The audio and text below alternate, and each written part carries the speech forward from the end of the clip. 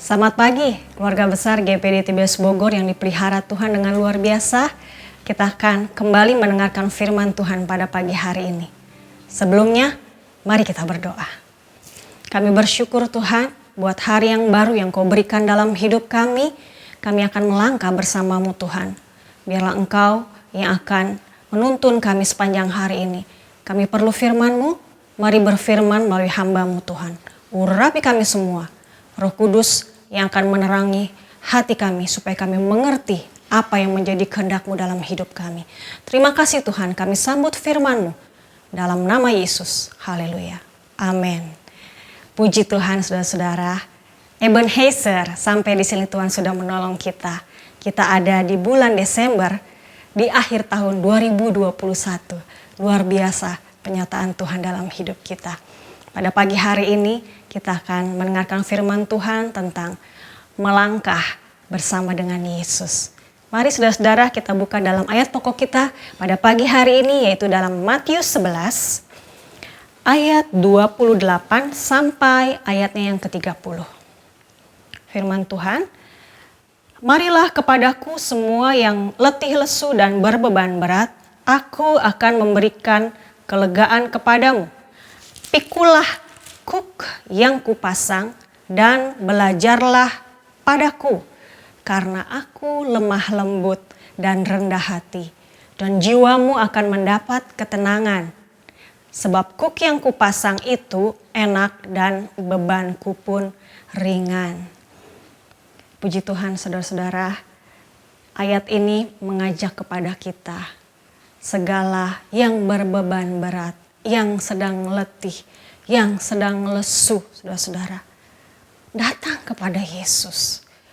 Masalah dalam hidup ini seringkali membuat beban kita semakin berat. Rasanya kok hidup saya semakin berat Tuhan. Masa pandemi sudah kita lewati. Di akhir tahun ini kita mengecap, bahkan sepanjang tahun ini kita mengecap kebaikan Tuhan. Tuhan tidak pernah tinggalkan kita.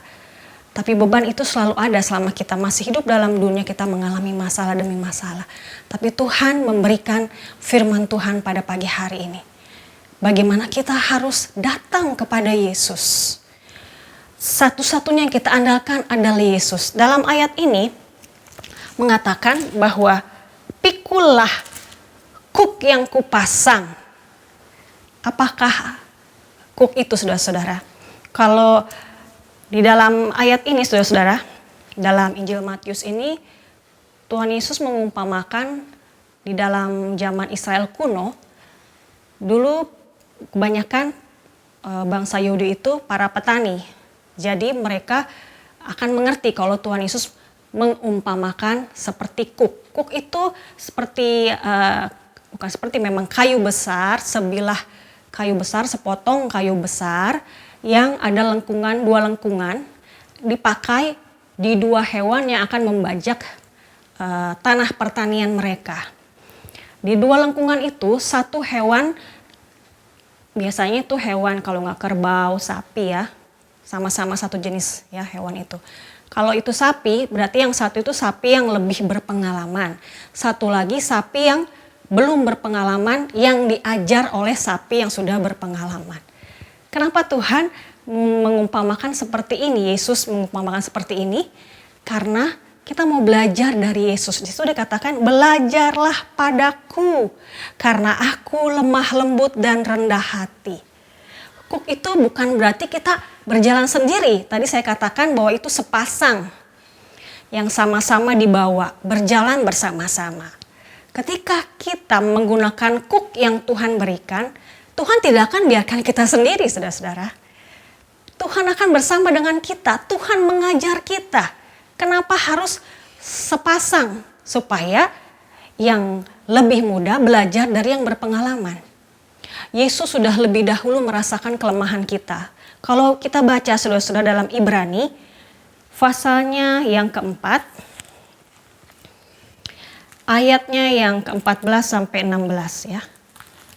Tuhan, Dialah yang mengajarkan kita karena Dia sudah lebih dahulu merasakannya. Ibrani 4 ayat 14-16. Karena kita sekarang mempunyai imam besar agung yang telah melintasi semua langit, yaitu Yesus anak Allah, baiklah kita teguh berpegang pada pengakuan iman kita. Sebab imam besar yang kita punya bukanlah imam besar yang tidak dapat turut merasakan kelemahan-kelemahan kita. Sebaiknya sama dengan kita. Ia telah dicobai, hanya tidak berbuat dosa.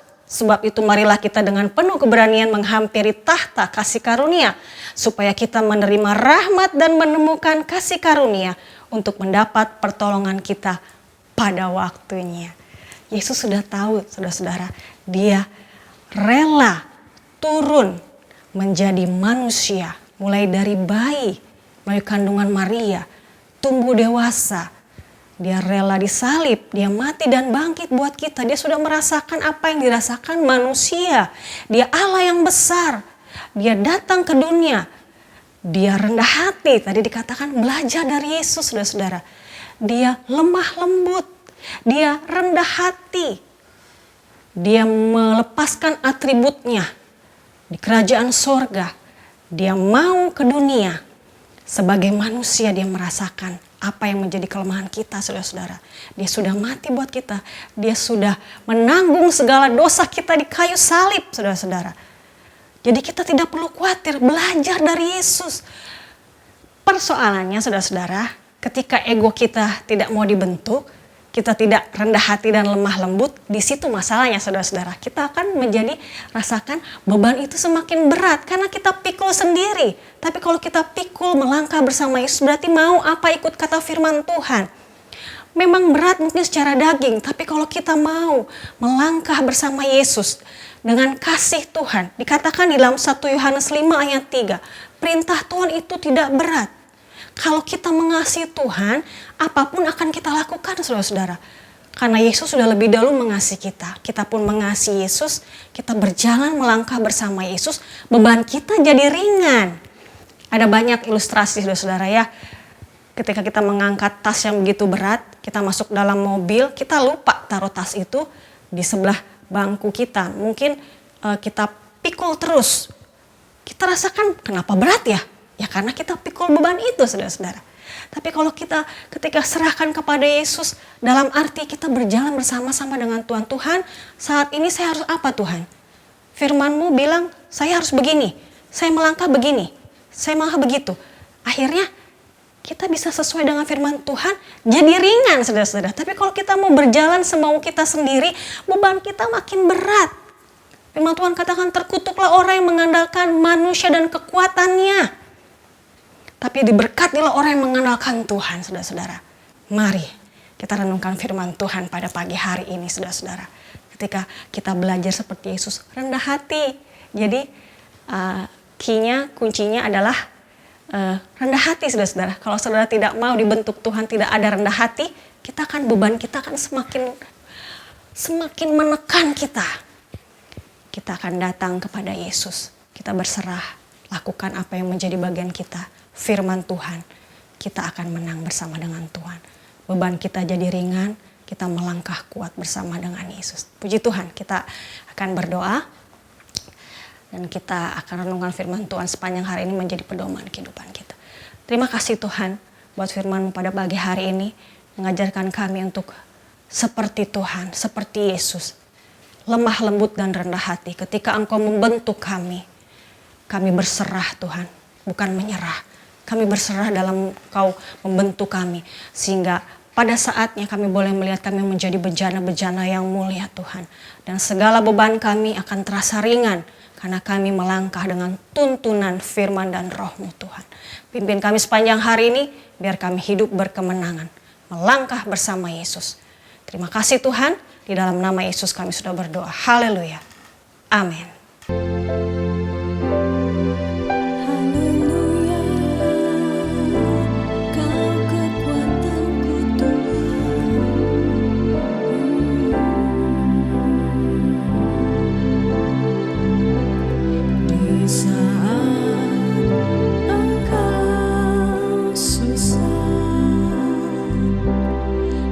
Yesus hibur selalu.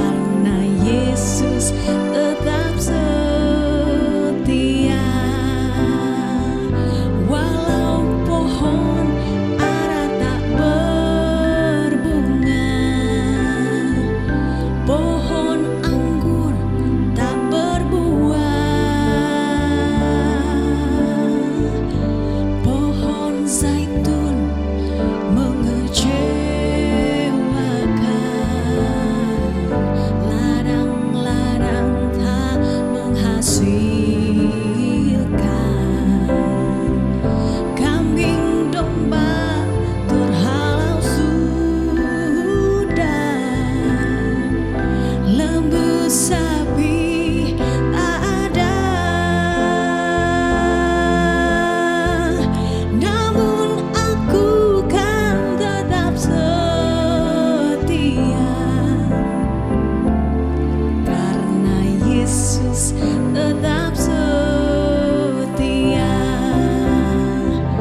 Namun aku kan tetap setia.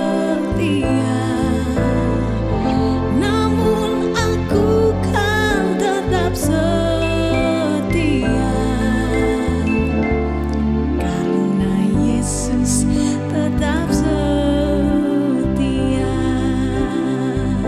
Amin, haleluya. Kau kekuatanku, Kau Allah yang setia. Puji Tuhan, haleluya. Selamat pagi, tetap kuat di dalam Tuhan. Haleluya.